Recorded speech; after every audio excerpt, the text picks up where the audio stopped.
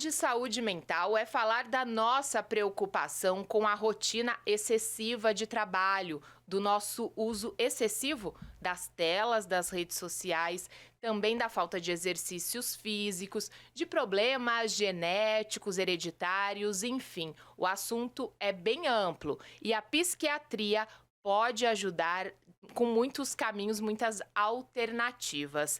Educação socioemocional e psiquiatria. Estamos melhorando a nossa saúde mental? Esse é o tema do nosso Educa Podcast de hoje, mas antes eu peço para você se inscrever aqui no canal, curtir, compartilhar o vídeo para que mais pessoas possam ter acesso a esse conteúdo. Bom, agora eu vou apresentar minha convidada de hoje, está aqui ao meu lado, é a doutora Renata Bataglin, psiquiatra pela Santa Casa de São Paulo, também é professora universitária do curso de Medicina da Universidade de Mogi das Cruzes, especialista em terapia interpessoal e dependência química pela Unifesp. Muito obrigada, doutora. Obrigada a você pelo convite, já estou amando estar aqui. Fui muito bem recebida, obrigada, querida. Estou muito feliz de ter essa oportunidade de poder conversar, sobre esse tema tão importante da saúde mental. Obrigada.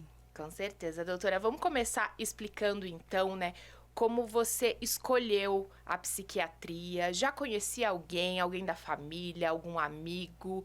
Como que foi essa escolha? A gente sabe, vai para a medicina, tem muitas alternativas. Como que foi? Sabe que médicos eu tenho na família, mas nenhum psiquiatra. Eu fui a primeira psiquiatra. Minha avó era psicóloga e...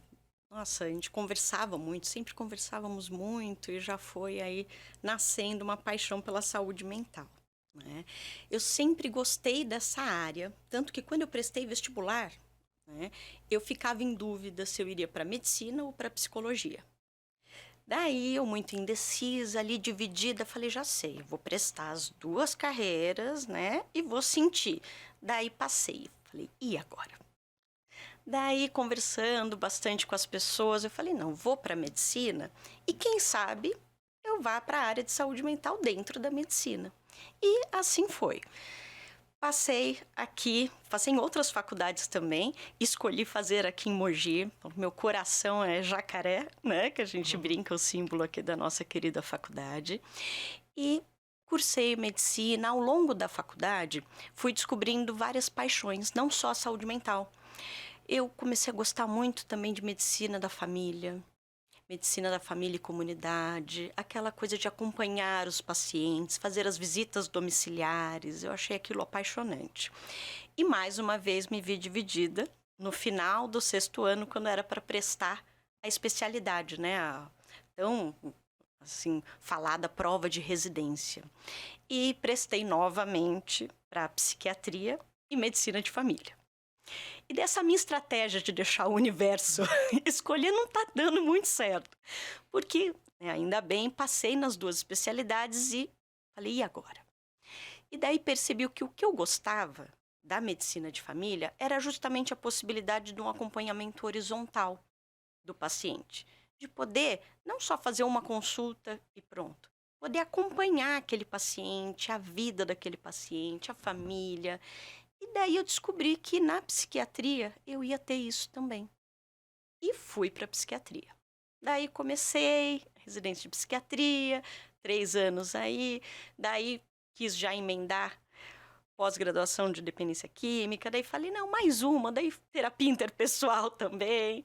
E fui convidada para ficar de preceptora, lá na Santa Casa de São Paulo, uma equipe maravilhosa, e fiquei muitos anos lá, 12 anos, com muito, muito prazer, foi uma delícia esse período todo, muito aprendizado, ensinei para muitos residentes, muitos alunos, e também aprendi muito. E agora, super recente, me mudei para Mogi das Cruzes e recebi um convite maravilhoso e voltei para minha casa. Então agora estou lecionando aqui no curso de medicina da faculdade e o consultório, que é a minha paixão, além de ensinar, minha paixão é poder aquilo que eu queria lá atrás, sabe, de acompanhar os pacientes.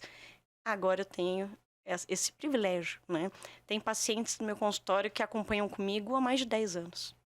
Bacana. Então, tem pacientes sabe todo que têm... o histórico. Nossa, tem paciente brincando comigo, falando que está fazendo bodas. Já, né?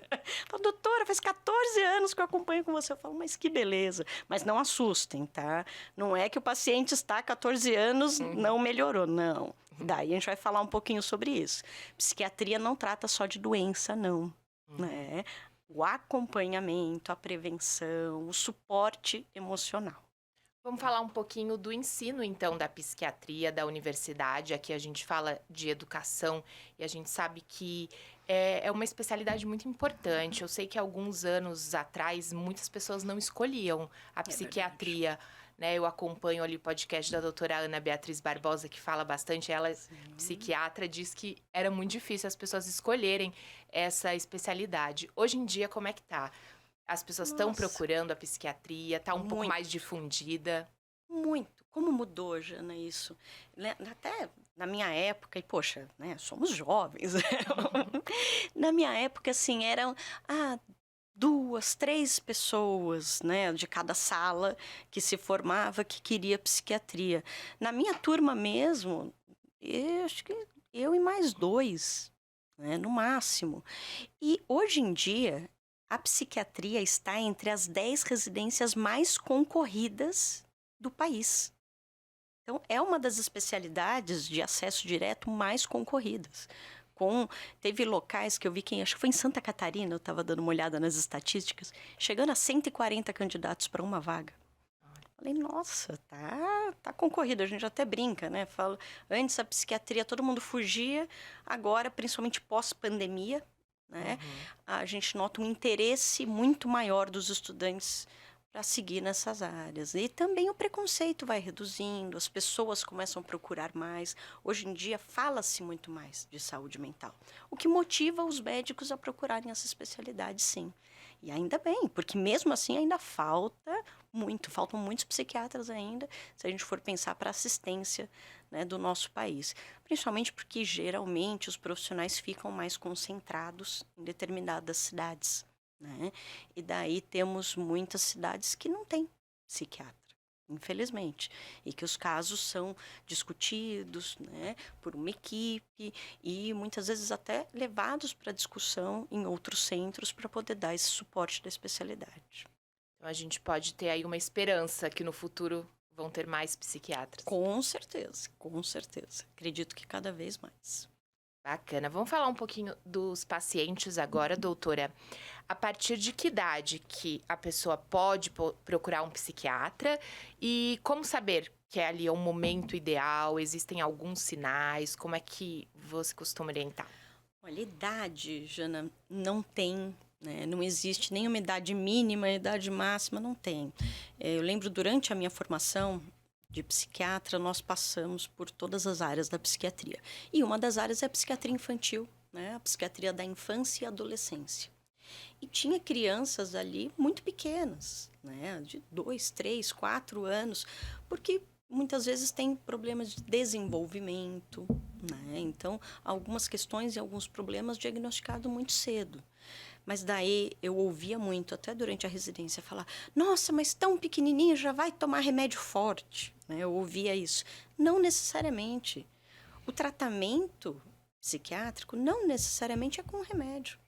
Então, tinham crianças ali fazendo todas as terapias disponíveis, com uma equipe multidisciplinar, super importante, melhorando muito.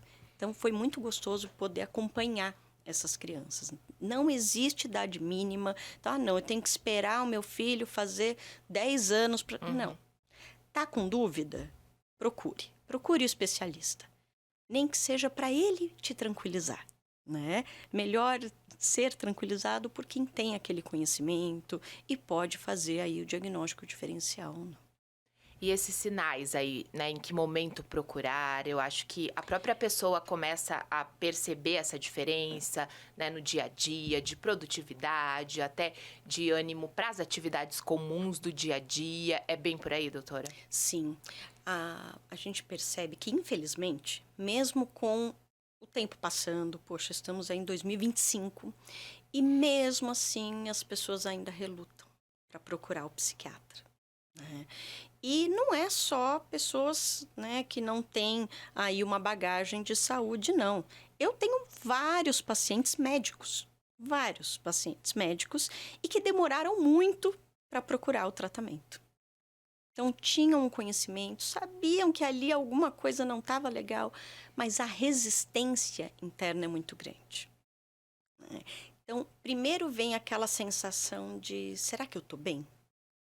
Daí depois vem aquela pergunta de: ah, mas será que eu não dou conta sozinho? E daí a pessoa fica querendo sozinha dar conta de tudo.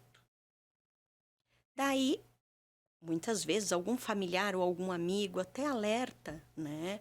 Fala: olha, será que não é melhor você buscar ajuda? Tanto que vejo isso muito no consultório.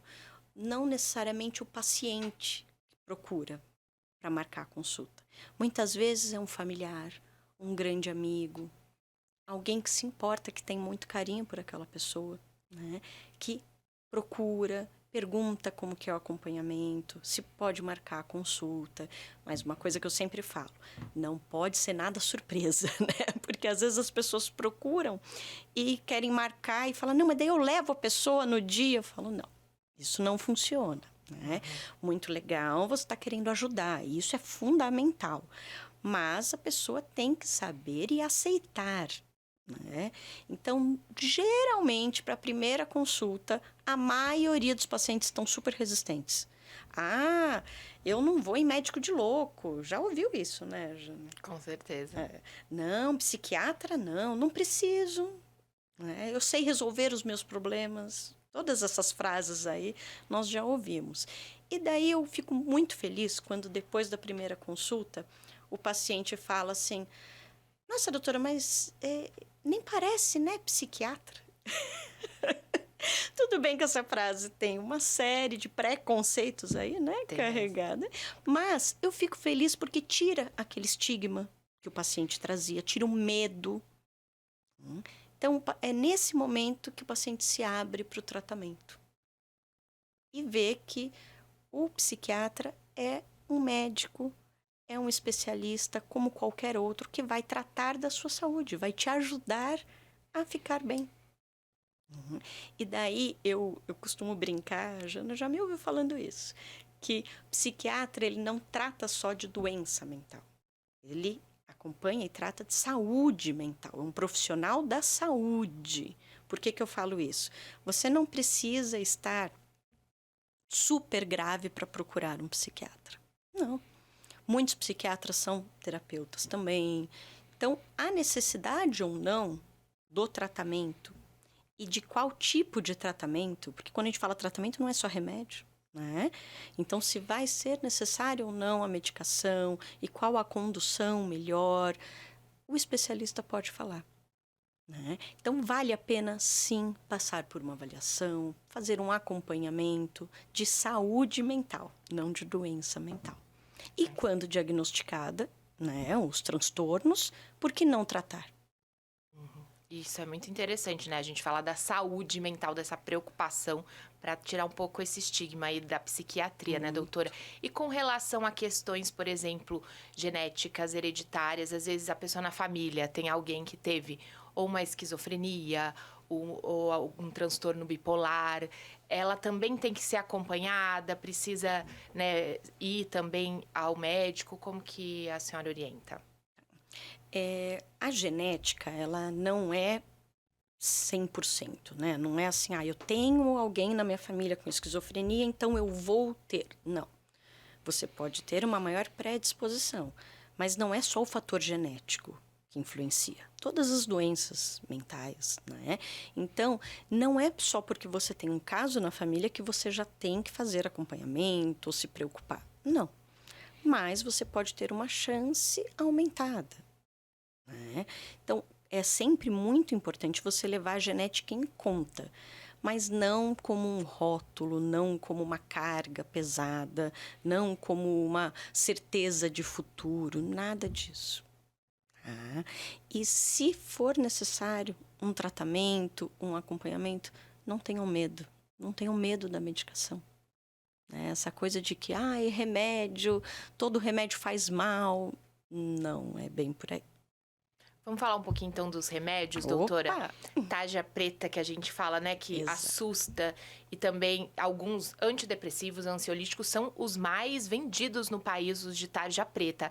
É preciso um cuidado, porque tem essa situação aí, né, lógico, se é de tarja preta, precisa de uma atenção maior, é isso?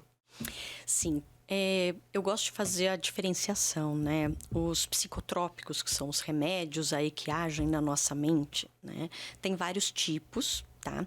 Mas as pessoas confundem muito o famoso tarja preta, que são os calmantes, né? Com os antidepressivos, tá? Então, quando a gente fala tarja preta, o que é isso? A tarja preta, ela é para sinalizar medicamentos que têm um grande potencial de dependência. E realmente devemos ficar atentos. Vou falar exemplos. Posso falar nomes de medicamentos Pode, aqui? claro. Joia. Alguns exemplos, né? Então, o famoso Rivotril, o diazepam, né?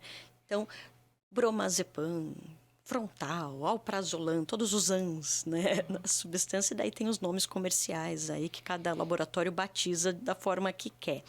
Esses calmantes, que são os tarja preta, sim, eles precisam ser usados com muita cautela.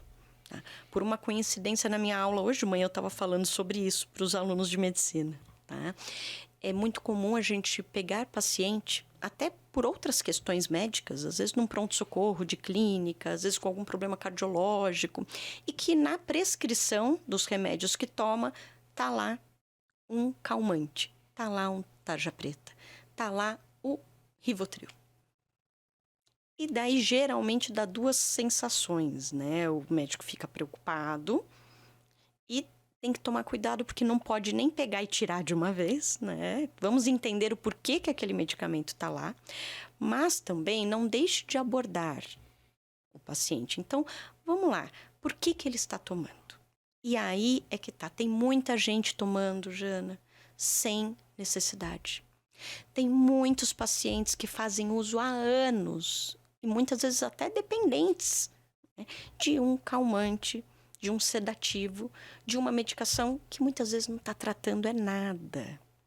Ah, mas eu tinha ansiedade, passaram uma vez esse calmante para mim e agora eu não vivo sem ele. Né? Então, isso também precisa ser tratado. Tá? Esses tarja preta, eles são calmantes, ansiolíticos de ação rápida. E justamente por serem tão potentes e terem uma ação rápida, é que as pessoas acabam fazendo um uso abusivo, um uso inadequado e podendo desenvolver dependência. Agora, eles não são só vilões, não. Essas medicações, quando usadas de maneira correta, prescritas pelo profissional, com orientação adequada, usada com a dose correta e pelo tempo correto, são ótimas. Mas, geralmente, elas não estão sozinhas, porque elas não vão tratar a condição. Né? Daí é que entra o outro grupo de medicações que eu falei no início, os antidepressivos. Esses não são tarja preta. Muitas pessoas acham, né? Ah, antidepressivo vicia. Não, não causa dependência, não vicia. Tá? Da mesma forma que também não tem efeito imediato, como o calmante. Né? Então, o antidepressivo, que não é tarja preta, eles demoram para fazer efeito. A pessoa começa a tomar, demora cerca aí de 20 dias para ela começar a ter um efeito. Então, também acontece, às vezes, do paciente começa a tomar, dá 2, 3 dias, fala, não está fazendo efeito. Fala, calma, não é assim. Né? Então, não causa dependência. Ai, doutor, eu estou tomando já há 2 anos, eu estou dependente da fluoxetina, da sertralina. Não, você não está dependente. Você está fazendo o seu tratamento, tratando a ansiedade. Vamos fazer uma analogia? O antidepressivo é como se fosse o antibiótico para tratar o problema, tá? E o Rivotril, os tarja preta, né, os calmantes, são como se fossem os antitérmicos para melhorar a febre. Tá? Adianta você baixar a febre se você não tratar a infecção? Não adianta.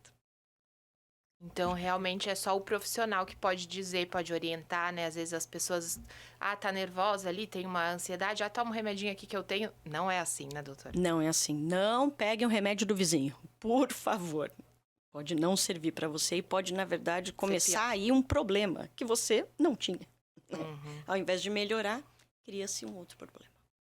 E tem essa questão do acompanhamento também, doutora, porque a medicina, os remédios também vão evoluindo, né? Então, às vezes, um remédio que se tomava há 10 anos atrás, né, para o paciente, pode trocar, né? Acontece isso também? Você sabe que na psiquiatria temos muitas, né, drogas, muitos medicamentos novos aí, fantásticos. Mas também temos ótimos resultados com alguns muito antigos. Vou dar até alguns exemplos. O lítio, por exemplo. Carbonato de lítio. É super antigo e é maravilhoso. Até hoje a gente usa, né? É o estabilizador de humor aí, padrão ouro que a gente fala, né? Então, na psiquiatria, nós não temos muito essa coisa de não, só os remédios mais novos são indicados. Não, realmente depende muito de cada caso, tá? Usamos, sim, medicamentos novos, né, que estão chegando agora aí no Brasil, mas também continuamos usando e com ótimos resultados os antiguinhos também. É claro que o que diferencia muito, acho que o que tem mais aí novidades são os antidepressivos e os medicamentos para TDAH, né, que agora não estão só baseados nos psicoestimulantes, então isso a gente está evoluindo bastante. E principalmente redução de efeitos colaterais, que é isso que a indústria farmacêutica mais busca hoje em dia, né? Porque muitas vezes os pacientes abandonam o tratamento por conta de algum efeito colateral. Então, eles estão tentando minimizar aí ao máximo esses efeitos. Entendi. Doutora, vamos agora ver algumas perguntas que o pessoal que acompanha a gente mandou. O Léo vai colocar aqui na tela, ó. Quais aspectos confirmam que o burnout é uma doença ocupacional, sendo que a saúde emocional da pessoa é impactada por todas as áreas da sua vida? Quem mandou essa pergunta foi a Kelly Passos, ela é jornalista. Agora, mudando um pouquinho de assunto, falando da questão do mercado de trabalho, a gente tem ouvido falar muito do burnout, né? Muito.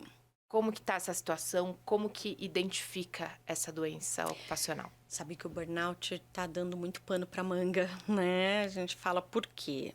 Envolve aí questões laborais, envolve aí a medicina do trabalho, envolve afastamento, envolve prejuízos financeiros, então envolve muita coisa, né? Acho que por isso também que está sendo, né, falado dessa forma. O burnout, sabia, Jana, que no Brasil ele é considerado, né, como causa de afastamento desde 1999, né? Mas ele só foi considerado uma doença ocupacional, mesmo como perfeitamente a Kelly colocou, desde 2022. Né?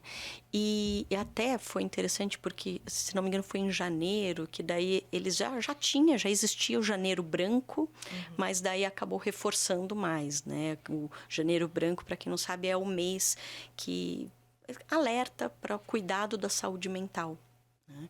E daí, desde essa data, o burnout começou a entrar aí pelo CID-11, que é a classificação nova, né? Quando mudou do CID-10 para o CID-11, como uma doença ocupacional. O que acontece? Fala, o que é o burnout? O burnout é o esgotamento. É um esgotamento físico, mental, geralmente associado a um estresse no trabalho, a condições inadequadas de trabalho, a uma carga muito grande, seja de horas, ou seja do pacote ali que a pessoa tem que entregar, pressão, a pessoa se sente muito pressionada por metas, muitas vezes inatingíveis, né? Costumo falar para os meus pacientes, as empresas estão pedindo 100%, mas nem elas estão esperando que você entregue o 100%. Mas as pessoas, principalmente com personalidade mais, né, assim, rígidas e de muita autocobrança, elas sofrem com isso, porque elas ficam querendo atingir aí essas metas, né? E muitas vezes confundindo e mesclando o que é a pessoa, o que é o trabalho, e daí começa a confusão, né? Na pandemia a gente viu muito isso, porque o trabalho invadiu a vida pessoal invadiu o trabalho, tudo se mesclou e muitas pessoas adoeceram. Além, claro, da reclusão, né, e de todos os outros aspectos. Mas esse estresse do ambiente de trabalho, ele deve ser considerado, sim. Daí, eu costumo falar que eu gosto de falar muito de burnout, mas na esfera da saúde, né? Na esfera dos sintomas, o que a gente pode fazer para prevenir e o que a gente pode fazer para diagnosticar e tratar, né? Agora tem todo um outro lado do burnout, que daí é dos afastamentos, mas foi uma doença gerada pelo trabalho? Se é burnout, é relacionada ao trabalho. Agora, peraí, será que é burnout mesmo? Que eu vejo na prática muitos casos que estão colocando ali como burnout, muitas vezes não é burnout. Às vezes a pessoa tem um transtorno de ansiedade ou já tem ali um episódio depressivo e que às vezes um estresse que passou pode ter sido a última gota daquele copo que já estava transbordando. Não necessariamente só pelas causas de trabalho, mas daí a gente não está mais falando de burnout. Né? Então, entra o diagnóstico diferencial, que nem sempre é fácil, tá? Do burnout e dos outros transtornos aí mentais. É bastante complexo, né? Dá discussão isso aí, dá pra gente fazer um programa inteiro. Um programa inteiro só disso. Vamos então para outra pergunta que eu recebi aqui. Como cuidar da saúde mental depois da aposentadoria? A gente sabe que os casos de depressão, ansiedade, outros problemas mentais, né, podem aumentar nesse período. E quem que acaba sofrendo mais? Homens ou mulheres? Quem perguntou foi a Maria de Lourdes Souza, pensionista. É a minha mãe, ela que perguntou. Olha, ótima pergunta, né? Realmente pouco se fala da saúde mental no idoso, né? E realmente está sendo um tema cada vez mais importante à medida que a população está envelhecendo. Então, vamos envelhecer com saúde. Vamos cuidar da saúde física e mental. Então, existe casos de depressão, ansiedade no idoso? Muito, muito. E mais em mulher ou mais em homem? Infelizmente, nós, as mulheres. Em alguns casos, chega a ser quase o dobro. E daí, eu até me pergunto, né? Será que também não tem uma subnotificação? Porque os homens, eles não procuram muito o serviço de saúde. As mulheres procuram muito mais. Nós notamos isso no serviço público, no serviço privado e em quase todas as especialidades. Geralmente, é a mulher é que procura, seja para ela ou seja até para um familiar. Né? Eu acho que daí tá das raízes de cuidadora, da coisa do maternar, daí a gente pode entrar numa discussão mais ali filosófica, mas isso é um fato. Então, não significa que os homens não sofram dessa doença, mas as mulheres sofrem e são mais diagnosticadas, sim. Tá? E daí tem outros aspectos. Hormonais, faixa da vida. Muitas vezes a mulher ficou uma vida toda dedicada a filhos, família, e daí chega numa fase da vida em que os filhos criam asas, né? O ninho vazio aparece, os filhos vão embora, e realmente é para ser assim, né? Só que essa mãe entra em sofrimento, porque ela ficou numa dedicação muito forte, muitas vezes até exclusiva ali, muitas vezes abandonou o emprego para se dedicar à família e depois de tantos anos ela se vê num vazio, um ninho vazio. E daí ela começa a se sentir inútil, começa a achar que o seu tempo não é mais valioso, sintomas depressivos, começa a ficar mais apática. E numa fase da vida em que os hormônios também não estão contribuindo, na menopausa. Tudo isso aliada também a alguns outros problemas de saúde. Porque também o nosso corpo está envelhecendo, alguns problemas podem surgir, dores crônicas. E daí tudo isso leva a um índice maior de casos de depressão e ansiedade nas mulheres idosas, tá? Mas da mesma forma como eu falei anteriormente, tem tratamento, tem. E o paciente melhore muito. Palavras de paciente minha: doutora, eu ressurgi, eu voltei a viver. E outra coisa que eu já ouvi também que eu achei muito legal: doutora, eu achei que minha vida estava acabando e na verdade eu descobri que está começando uma nova etapa. e que eu posso começar coisas novas. Olha que bonito. Uma paciente que começou um curso que ela sempre quis fazer, e ela tem 79 anos e agora que ela vai começar e tá amando, tá adorando. E antes ela tava deprimida, né, muito apática, e agora tá toda. Com certeza. É interessante a gente falar que depois, assim, né, aposentadoria, depois dessa fase, às vezes a pessoa para de trabalhar ou diminui as atividades, mas tem muita coisa para fazer, né? Sim. Convívio social, cursos novos, né? Tem muita coisa importante que tem que ser feita nessa fase, né? Exatamente. O que adoece a pessoa não é parar de trabalhar. O que adoece a pessoa é parar de ter interesses, focos, mente ativa. Eu estava vendo uma pesquisa essa semana e achei bem interessante. Até comentei com meu marido, que é médico também.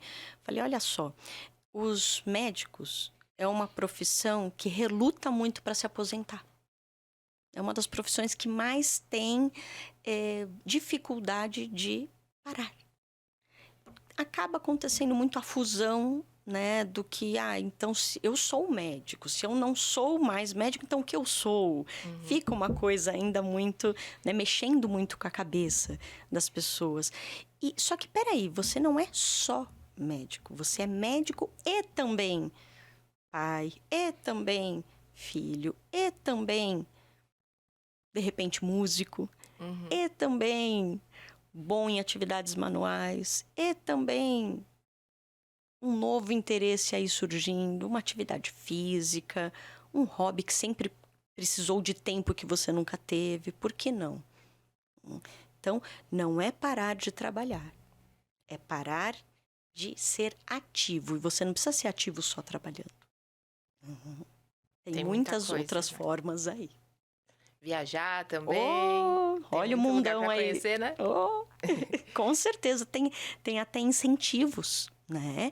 De aumentar as viagens no público idoso. Muito legal. Grupos se formando, isenções de tarifa, pacotes voltados para o público idoso com valores especiais, justamente para incentivar o turismo na terceira idade. Muito bom. Vamos falar um pouquinho de saúde mental na questão da educação. A gente tem educadores que acompanham aqui o nosso projeto. A gente sabe que é uma profissão delicada, que tem sido... Eu estava procurando algumas estatísticas, né? O que eu encontrei, olha, dados mais recentes, 112 afastamentos de educadores por dia no estado de São Paulo, isso em 2023, por problemas de saúde mental. A gente imagina que esse número hoje possa ser até maior, né, doutora? O que fazer, então, para diminuir tantos afastamentos desses profissionais? Infelizmente, no nosso país, professor, né, principalmente da rede pública, virou profissão de risco. Né? São profissionais que geralmente estão esgotados física e emocionalmente. São profissionais que não têm uma condição adequada de trabalho, desde o ambiente até a forma como é tratado. E é muito, muito triste ver um professor que tem ali ideias e uma vontade ali de fazer e que não consegue realizar. E daí vem a frustração. A frustração, o desânimo, e isso pode ir crescendo. Tá? Além de casos até de violência contra esses profissionais. Infelizmente, alguns alunos até, né? A gente já viu várias notícias aí sobre isso. Pais de alunos. Acho que a figura do professor, ela está sendo, infelizmente, muito atacada e pouco respeitada. Né? Quando, na verdade, são profissionais importantíssimos e que devem ser cada vez mais valorizados no nosso país. Então, aí fica também essa orientação para os professores, né? Qualquer probleminha também mudou aí a rotina. Busque ajuda. Busque ajuda. Não deixe chegar num estado em que você abandonou, né? Em que você se abandonou totalmente. Não. Percebeu que não está bem? Busque ajuda. Né? Freia. Espere. Pause para se tratar. Às vezes as pessoas vão quase que no piloto automático. Fala, não, mas é assim mesmo. E vai, e empurra aquilo por anos. E só vai piorando.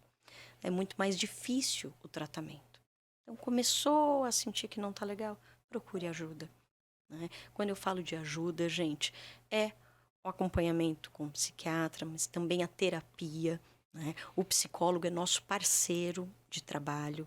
As coisas, né, precisam andar juntas. Né? Um tratamento ele é muito mais... eu falo que não é nem... o tratamento ele vira padrão ouro. Né? Eu já usei esse termo. Quando a gente associa a medicação à terapia.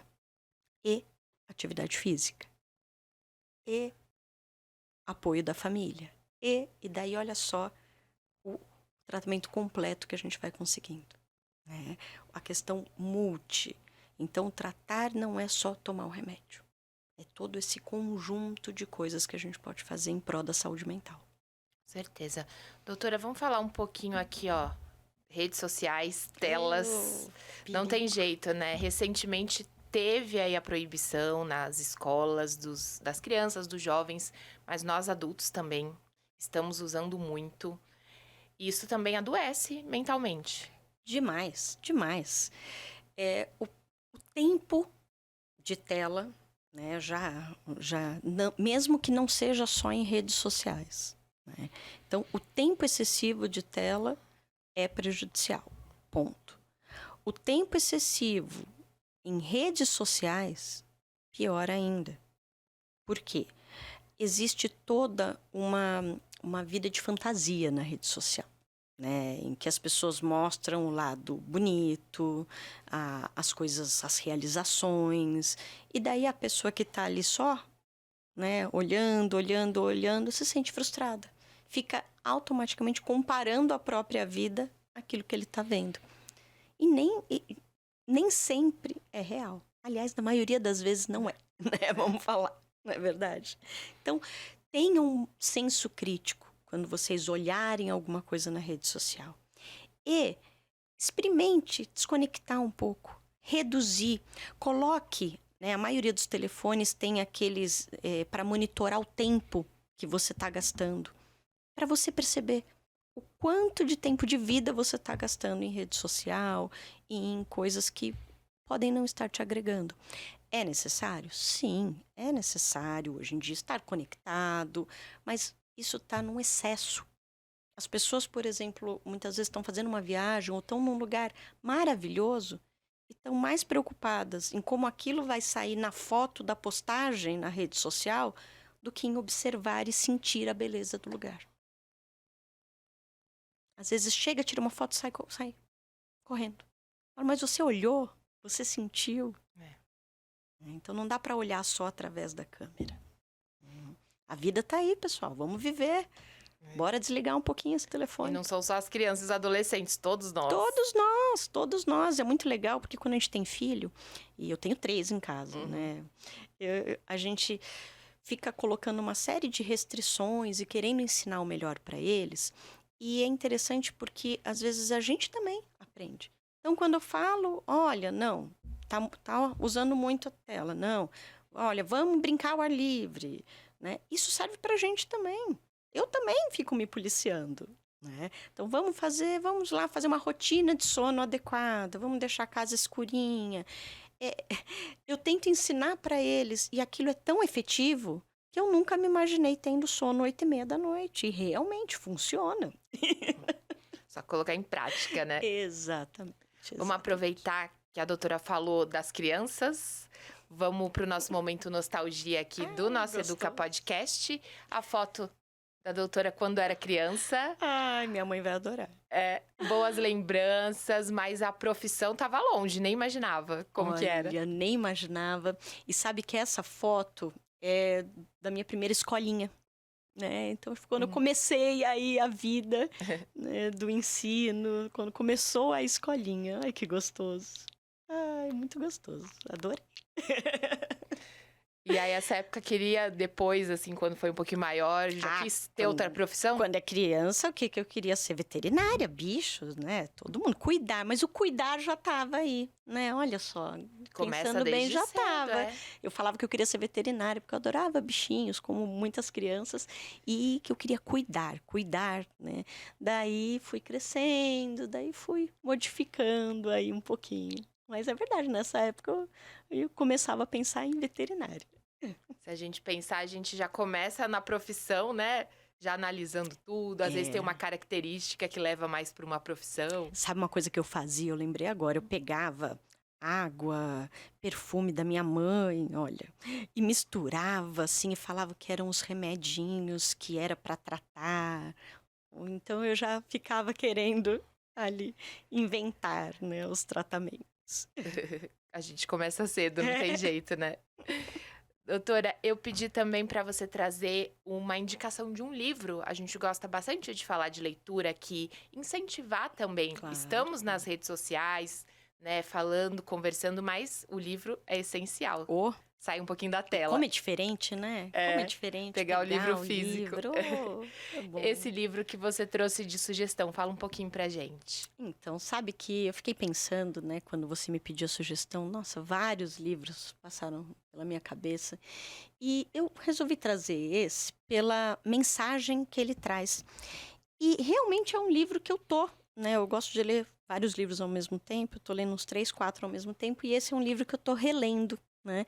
Porque assim como clássicos, né, como Pequeno Príncipe, aqueles livros super clássicos, de acordo com a fase da vida que você lê, você tem novos ensinamentos aí, né? E a Poliana era uma menina, né, um livro super antigo, pessoal, vocês já devem até conhecer. Era uma menina que ela sempre via o lado bom de tudo. Daí veio, né, aquele termo, né, de ser poliana, né, de só enxergar o lado bom.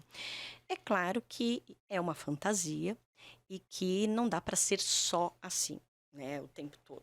A gente até dentro da psiquiatria a gente fala, a pessoa também tem o direito de ser triste, né, de ficar triste, não é ser, corrigindo, de ficar triste, né? Ninguém é feliz o tempo todo.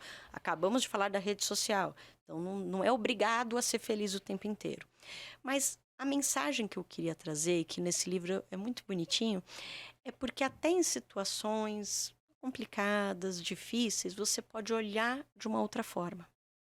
Né? Eu acho que todos nós, em algum momento da vida, já nos pegamos meio desesperados, assim, com raiva e bravos, e às vezes até tendo atitudes que não é o que a gente gostaria, por uma situação que depois passa o tempo, você fala, nossa, mas não era tudo isso. Né? Então, de acordo com o nosso estado emocional, a gente vai ver aquela situação com uma dimensão. Né? Então, às vezes, um ratinho pode virar um elefante. Né? Então, eu trouxe para a gente pensar, será que aquele problema que você acordou martelando, será que tem outros lados que dá para olhar também? E será que trazer um pouquinho de humor não pode ajudar a encarar com mais leveza? Esse livro é um livro super leve. Justamente acho que está faltando um pouquinho mais de leveza, né, nas nossas vidas. Ótima dica. Não li ainda, mas vou colocar ali na minha listinha. Ai, e tem outras versões dele também, tem até para crianças, é muito legal. Bacana. Eu trouxe também uma indicação, porque eu aproveito a oportunidade também, né? É o livro aqui, ó, Conversas Corajosas, Elisama Santos, Como Estabelecer Limites, Lidar com Temas Difíceis e Melhorar os Relacionamentos através da Comunicação Não Violenta. Eu acho que vem também ao encontro do que a doutora falou, a gente olhar por outras perspectivas, a questão da comunicação não violenta, eu estou fazendo uma capacitação, gosto muito desse tema. E fala também essa questão da observação, de você olhar sem julgamentos, que você aí pode... Difícil. É difícil, tem que treinar bastante. Mas esse livro aqui ajuda muito, porque ele traz situações reais, de conversas necessárias que a gente precisa ter. E a gente se olhar também primeiro, se entender. Então, é uma dica aqui que eu deixo para todo mundo, que também ajuda muito na nossa saúde mental. A gente ter essa consciência, né, doutora? Com certeza. Eu acho que para pais, educadores, profissionais, para nós mesmos, para nossa vida, né? A comunicação a forma como você passa é muito importante. A maior parte das discussões familiares, dos problemas, quando a gente vai ver, a base não é necessariamente um fato, mas muitas vezes a forma como foi falado, a comunicação, a forma. Então, muito Poderia legal. ser evitado. Com Muitos certeza. conflitos poderiam ser evitados. Adorei, vou querer ler. É muito bacana. E, doutora, então a gente está chegando no final, Mas já? infelizmente, passa rápido, né? Nossa, gente, parece que faz 5 minutos que eu sentei aqui. E quem acompanhou, quiser conhecer um pouquinho mais a doutora, vamos deixar as redes sociais, que é mais fácil para quem quiser acompanhar. Sim, podem me procurar no Instagram, né? Agora também aderir ao Instagram, doutora Renata Bataglin, tá? E será um prazer bater um papo com vocês. Muito bacana. E quem está estudando medicina também, aproveita que a gente está falando de educação, vamos deixar um recado, quem quiser seguir a psiquiatria, o que precisa, doutora, o que é importante. Eu falo para os alunos desde o primeiro ano, né? Às vezes me procuram assim, eu quero ser psiquiatra. Eu falo, calma. Primeiro, invista na relação médico-paciente. Olhe o ser humano, entenda do ser humano, estude tudo, passe por todas as áreas. Daí, se você quiser ser psiquiatra, ótimo. Mas quanto mais você conhecer do ser humano, quanto mais você se dedicar a isso, melhor psiquiatra você vai ser. A gente precisa, né, desse olhar humanizado Humano, também, né? Exato. Não só na Humano. medicina, todas as profissões. Exatamente. Muito obrigada, viu, doutora, por esse bate-papo, essa troca de conhecimento. Espero que tenha ajudado também a desmistificar, tirar esse estigma aí da psiquiatria. Eu que agradeço, querida. Foi uma delícia, um bate-papo muito gostoso. Obrigada pelo convite e voltarei. Estou à disposição. Muito obrigada. Foi uma delícia. Muito obrigada. Agradeço a você também que acompanhou mais esse episódio do nosso Educa Podcast. E curte, compartilha, comenta, também se inscreva aqui no nosso canal. Até o próximo programa. Tchau, tchau!